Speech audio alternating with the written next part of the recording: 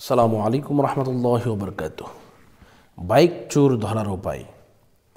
যদি আপনার বাইক চুরি হয়ে যায়, যদি কি হয় বাইক চুরি হয়ে যায়, মোটরসাইকেল চুরি হয়ে যায়, তাহলে আপনি এটা কিভাবে বের করবেন? তো প্রথমত কথা হচ্ছে, আপনার এই শখের জিনিস চুরি কিন্তু এমনিতেই হয় নাই, অথবা হঠাৎ করে যে কোনো কিছু হয়েছে, বিষয়টা এরকম নাই।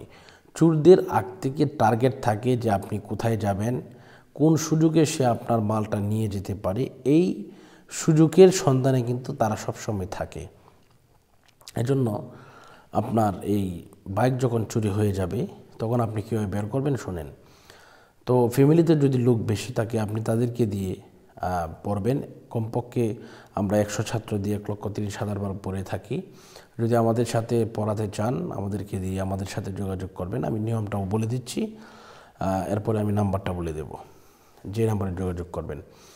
তো প্রথমে আপনাকে বিসমিল্লাহ সহ সূরা ফাতিহা একবার, বিসমিল্লাহ সহ সূরা ইখলাস 3 বার, কয়েকবার দুরূদ শরীফ পাঠ করার পরে লা ইলাহা ইল্লা আনতা সুবহানাকা ইন্নী কুনতু মিনাজ জালিমিন এটা পড়বেন। এটা যখন 100 বার হয়ে যাবে, প্রতি 100 বার পর আপনাকে পড়তে হবে ফাস্তাজাবনা লাহু ওয়া নাজ্জাইনাহু মিনাল গাম্মি ওয়া কাযালিকা নুনজিল মুমিনিন। ইনশাআল্লাহ আপনি যখন এই আমলগুলা করবেন, 1,30,000 বার যখন পড়বেন, দেখবেন যেই চোর আপনার মাল নিয়েছে সেই চোর আপনার মাল ফেরত দিতে বাধ্য হবে। যদি সেই চোর আপনার মাল ফেরত না দেয়, তাহলে গলা দিয়ে নাক দিয়ে রক্ত বের হবে এবং সে কঠিনতম অসুস্থ হয়ে যাবে। ইনশাআল্লাহ আমাদের মাধ্যমে অনেক লোক আলহামদুলিল্লাহ তাদের সম্পদ ফিরে পেয়েছেন।